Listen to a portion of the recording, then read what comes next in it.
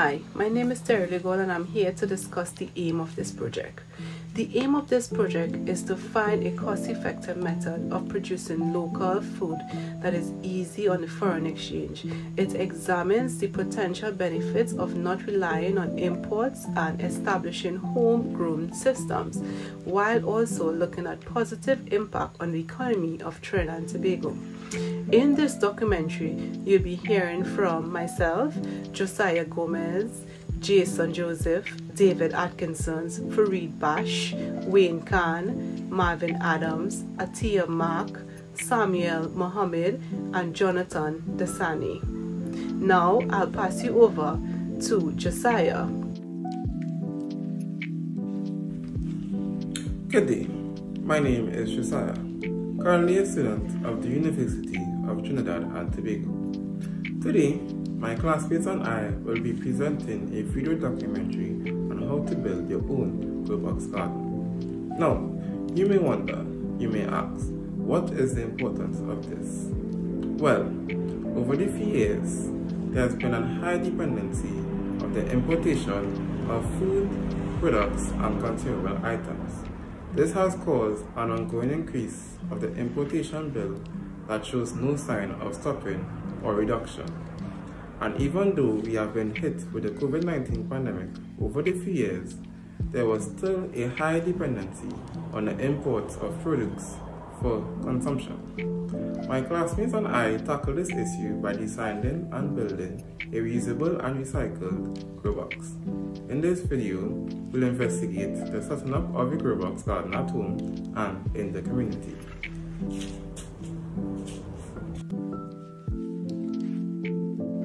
Thank you so much, Josiah. Hi guys, my name is Terry and I'm here to discuss what is a kitchen garden. A home kitchen garden is a process of growing and caring for plants in your own home for various purposes.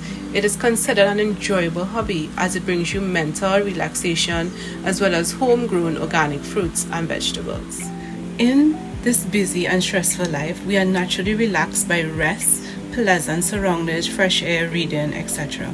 This is the reason why most people go on holiday, to relieve their stress and to return to a healthy life. I'm here to tell you can achieve the same if you make gardening your hobby. Advantages of a home kitchen garden.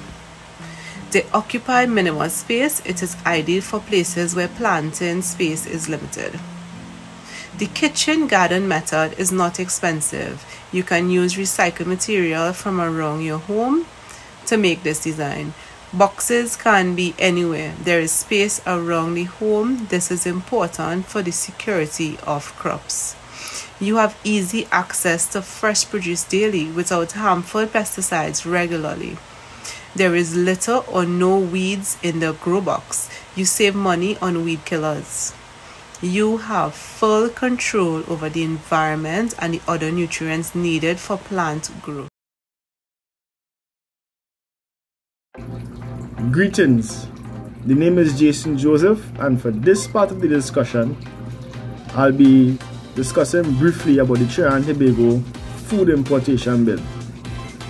Allow me just to touch briefly on what's happening in the global arena that's affecting the cost of items, the cost of shipping, the cost of having these items brought to our shores. One, as we all know, was the COVID-19 pandemic that affected not only us here in Trinidad and Tobago, but it affected the world on a global scale. Of course, now we have the Russia-Ukraine conflict that's taking place. We have shipping and logistics costs. We have freight costs. We have the rise in fertilizer prices, rises in gas, rise in the energy sector, and of course the Mother Nature, weather conditions. These things are just some of the items that affect us in some form or fashion. Let's bring it back local here now. So the Central Bank of Trinidad and Tobago, in its March 2022 monetary policy announcement, headlined inflation domestically stood at 3.8% year on year in January 2022 compared with the 3.9% in October 2021. Food inflation eased to 6.6% from 7.6% in October, partly due to the zero rating on value-added tax on additional food items from November 2021. The Consumer Affairs Division of Trinidad and Tobago, along with the Ministry, has undertaken a comprehensive assessment of the 2022 COVID to 2022 prices associated with approximately 118 items which form part of the basket of goods of basic food items, and have estimated that over the last 2 years the average increase in prices have been approximately 9.7%. As I mentioned earlier, the government of Trinidad and Tobago has taken several action plans to try and alleviate the cost, or to absorb the cost that will reduce the food prices on the shelves to the citizens of Trinidad and Tobago. Some of these action items that they have implemented are the one that I mentioned earlier, the zero rating on basic food items. 2, the suspension of the CET on basic food items, and that CET stands for the Common External Tariffs. 3, comprehensive review of the CET. Increased supply of Forex via the EXIM Bank Limited, and that's a bank that addresses the financing constraints faced by the manufacturing and imports departments. Number 5 is the agriculture stimulus package. 6, strengthening linkages between industry and agriculture, and the food monitoring price mechanisms. As it stands now, Trinidad and Tobago food importation bill is on average over $5 billion. Considering the increasing costs of importing items and its effect on a domestic market, consumers are once more encouraged to purchase locally produced foods, which can boost the domestic economy and support local manufacturers and farmers. According to our article in Trading Economics, it says, and I quote, imports in Trinidad and Tobago increased to $1,712.90 million in the first quarter of 2022 from $1,700.60 million in the fourth quarter of 2021. Some of the main items that Trinidad mainly imports are oil, iron ore, fuel, vehicles, water heaters, ethyl alcohol, iron and steel, pumps and catalysts, just to name a few. Trinidad and Tobago main import partners are the United States, Brazil, Colombia, Russia, Germany, China, Japan, Nigeria, and of course our closest neighbors, Venezuela. Finally, in closing, it says in the same article of Trading Economics that imports in Trinidad and Tobago are expected to be $1,550 million by the end of this quarter, according to Trading Economics global macro models and analysis expectations.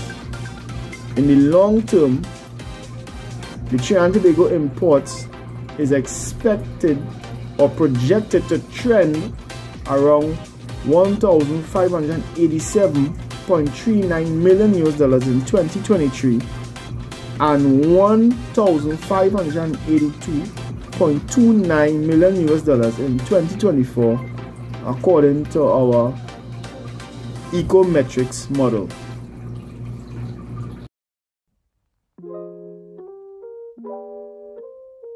Dear ladies and gentlemen, my name is Farid Baksh, and I will be presenting to you the first part of our methodology for our GrowBox project design.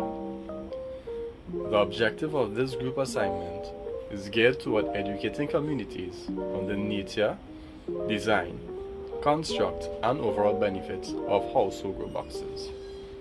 Some of these benefits are, but are not limited to, food security, reduced import fees, healthier lifestyles, and minimize overall household food expenditure. To acquire the critical details for informed decision making, both qualitative and quantitative data was sourced and utilized in this project. To generate this quantitative data, the group developed and disseminated questionnaires via Google Forms to persons residing within the communities of our group members. The general purpose of doing this was to obtain information pertaining to the type of crops most commonly consumed by members of the communities, the average expenditure for purchasing these items, and most importantly, the type of crops they desire to have as part of their own home garden. On the other hand, the basis of qualitative data focus on the ways households within the communities can minimize their food expenditure and import costs by employing a self-sufficient approach to food acquisition. Additionally, group members researched how households could accomplish this within varied spatial and budgetary constraints.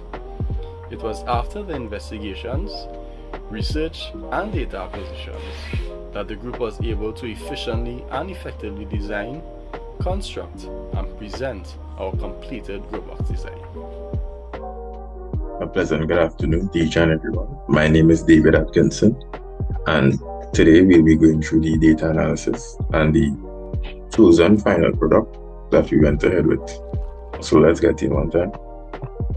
So we use data analysis for the modeling and inspecting of all the information gathered. And this information was used to make our informed decisions as well as our conclusions.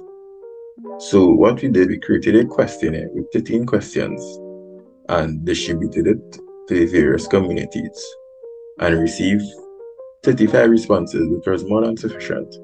So for the sake of time, I'll just skim through the results we gathered and we'll discuss the final product. So based on the questionnaire, out of 35 responses, we find out that most were females, which was at 77%. Another question, which was, do you purchase market items? And out of 35 responses, we got 100% yes, which was expected, because everybody purchases market items, right? And another question was, do you have a kitchen garden? This was an important question, as it will instruct us and direct us on which way to go. So out of 35 responses, 71.4% said no, and 28.6% said yes. So from this now, we ask if you have a desired area at your residence for the construction of a kitchen garden, and 80% of the responses was yes. And another question we asked was if anybody would be interested in a free step-by-step guide on how to start a kitchen garden, and 80% of the responses were yes. And they rather YouTube over Facebook for the guide on how to construct a kitchen garden. So another important question we asked was which type of garden design, and we gave 3 options, which was an elevated wooden box on wheels, an upright pallet with PVC guttering shelving, and a horizontal layering of recycled plastic barrels on a wooden frame. So from this, the number 1 answer was the horizontal layering of recycled plastic barrels on a wooden frame. So, and coming in second was the upright pallet with PVC guttering shelving. So from this, we chose our main design, which was the horizontal layering of recycled plastic barrels on a wooden frame, which could be seen in the report. And we also built the upright pallet with the PVC guttering shell, as 29.4% of the responses was interested in that one as well. So we decided we'll build it as well. And the last question was, what type of crops? And 91.2% chose all of the above, which the options were lettuce, cabbage, pak choy, sweet peppers, pimentos, hot peppers, celery, chives, and shadow belly. And everybody wanted to plant everything. So as these plants thrives in our environment very well, so we planted and in the grow box we designed, and so far everything is going smoothly. So that will be it for me and my part. Thank you very much.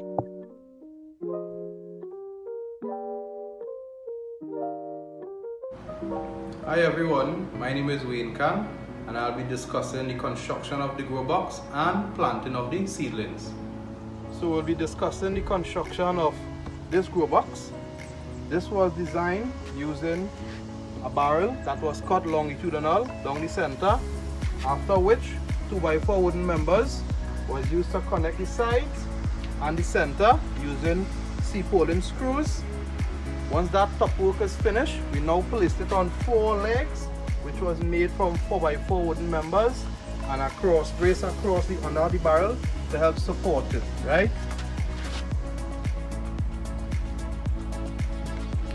This design here was a recycled pallet material that we used, 90-degree angle brackets that we procured, and guttering material in which we used to construct 3 shelves. This was now added onto a 1x4 wooden member to help hold it as legs and to keep it straight. The steps for planting the seedlings is as follows. Firstly, 1 bag of tree manure together with 3 bags of topsoil was thoroughly mixed. It was then placed into the drums and the shelves for the pallet design. Next, this hand shovel was used. If you don't have a hand shovel, you could use a hand.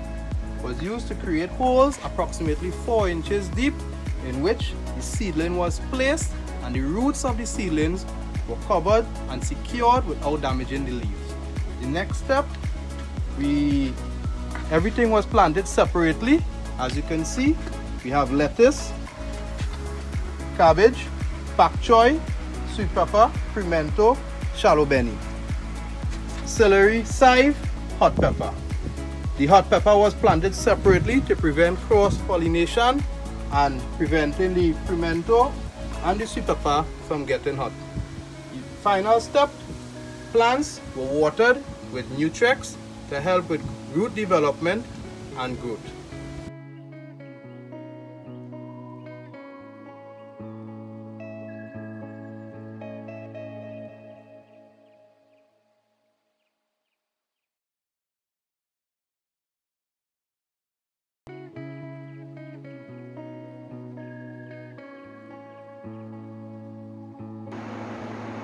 Good day, my name is Marvin Adams, and I will be speaking to you about the bill of materials and the tools which we use to build our grow boxes.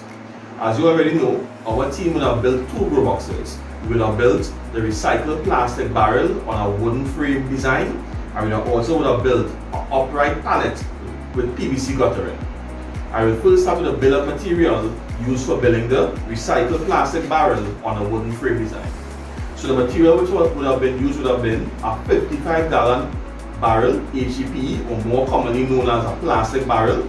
We'd have used 2 lengths of wood, of sizes 4x4 and 2x4. We'd have used 2-inch purlin screws and also 3-inch gypsum screws.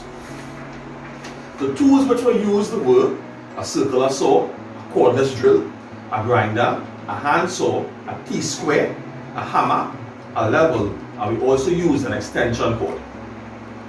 Concerning the upright pallet with a PVC guttering, the bill of materials which were used were a recycled pallet, a PVC guttering, which is more commonly, or some of you may know it as a PVC spouting, shelving brackets, gypsum screws 3/4 inch and 2 inch, and also a length of 1x4 wood. The tools which were used were a circular saw, cordless drill, an angle grinder, a mitre square, measuring tape, palm sander, and sandpaper. Additional bill of material which can be used for the boat design would be a wood treatment. This should assist in the wooden members to preserve it to last for a longer period of time. Thank you. Thank you very much, Marvin and Wayne, on that very detailed description of how to go about building the grow box. Hi everyone, my name is Atia Mark and I will be discussing the plant nutrients management used in our grow box design. So let's get into it. So by now I know you're probably wondering, but what exactly is plant nutrients management? This is basically using the nutrients to efficiently help with the productivity as well as the quality of the plants that we are growing. During our entire project, we started with the plant management from the very first step, from deciding on which plant are we going to plant. Now the plants we used were lettuce, cabbage, pak choy, chive, celery, as well as shadow benny. These are just the plants that we use, all of which possess, and when they grow, they have shallow roots.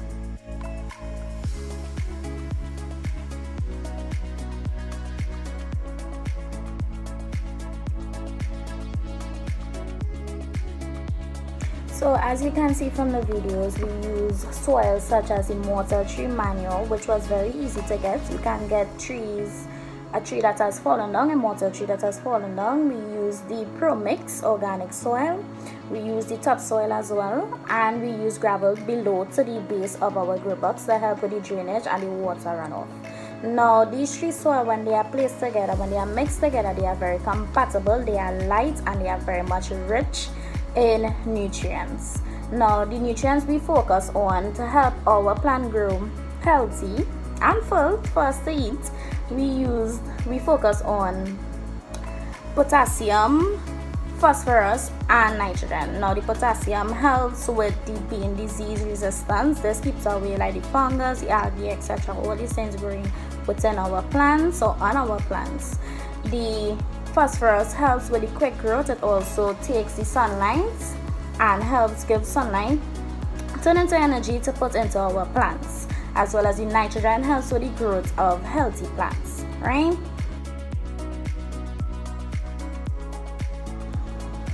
Now I know you're probably wondering, but how they get their soil to look so rich in nutrients and rich in color? Now a very important part of plant nutrients management is measurements. Is knowing when to use fertilizers, is knowing when to use certain products that can help your plant grow healthy, right? In our grow box design, we used the plastic barrel as well as PVC guttering. Now the plastic barrel holds approximately 219 liters of any liquid, water, any liquid. The PVC guttering used with the line holds about 50 liters of water or any liquid. Now with this measurements, we were able to know how much soil, how much mortar manure to mix, how much topsoil to place on with it, how much gravel to put below, as well as we use it proportional with the size of how the barrel will cut, right? So for us, we used approximately a quarter yard of gravel. We used approximately three quarter of a caucus bag of the mortar manure, which we got from recycle from in the bush. Usual bush, you just walk and you get the tree. So we use a 3/4 bag of that, as well as probably 2 bags of the topsoil. We use approximately 2 bags of topsoil, all mixed together. Now this helped with our growth, this helped with fulling, this helped with the lightness, the texture of our soil. It helps with everything, the nutrients, the approximate amount of nutrients which are given to our plants, right?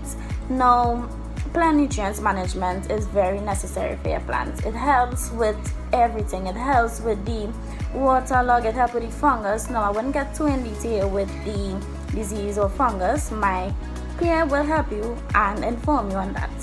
But plant nutrients management help with knowing how to plant, how to go about planting your crop, whichever crop you choose, whichever crop you decide. Now, you know, in your home, you're probably saying you're accustomed doing it. You probably just say, I would throw a pumpkin seed outside, I would throw a watermelon seed outside and expect it to grow, but you're not watching the soil that you throw it in. And then you're probably wondering to yourself, but how it never grow? How I ain't seen nothing growing up, nothing shooting? You know you want to know, but how come I'm not seeing anything? And this is simply because of your nutrients management. Now you probably throw it in the bush, you probably throw it in the bush where it's waterlogged, so you know you probably throw it in the bush where there are plenty insects. They probably eat all the seed before. You probably throw it where has too much of an ingredient that probably could kill the plant before it actually catches and grow roots in the ground, you know. So these are things that you have to focus on. These are things that you have to keep in mind. You have to do your research on whichever crop you choose to decide or plant. You need to do your research and you need to know but what is best for this plant, what type of manure, what type is best to use to plant, what kind of material is it best suited to planting, you know. So all these things helps with plant nutrient, basically helps with all these things and helping your plant grow effectively and efficiently in whatever group you decide. Hi everyone, my name is Samuel Mohammed and I'll be taking you through the process of crop management. What is crop management? Crop management is basically the way in which we handle the issues and overcame the obstacles associated with the growth of our plants. Why is crop management important? Crop management provides a major role in helping us achieve the main objective, which is to obtain a healthy produce. Problems that we faced in our early stages of planting: we faced issues with the insects eating the leaves of the plants, which is a definite problem when it comes to a healthy finished product. The weather we faced was also a big challenge for us, as there was excessive rainfall causing some waterlogging within the grow box and in turn causing plants to be wilted. These problems were mitigated firstly by spraying with Fastac to ensure that the insects doesn't eat the plants and that they maintain optimum health. The issue of waterlogging, we decided that we needed to drill additional holes at the bottom of the grow boxes to ensure that the excess water is drawn out thoroughly and that enough water remains in the grow box. With this being said, the plants began to be back to optimum health. To give them a boost back to health, we decided to use Nutrex, which is a chemical additive that we mix with water and water the plants to get them back to a good state of health. In conclusion, we handled the problems at a timely manner to ensure that no permanent harm was done and that we would still be able to achieve a proper produce. My name is Jonathan Desain and I will be presenting future improvements of our grow box design.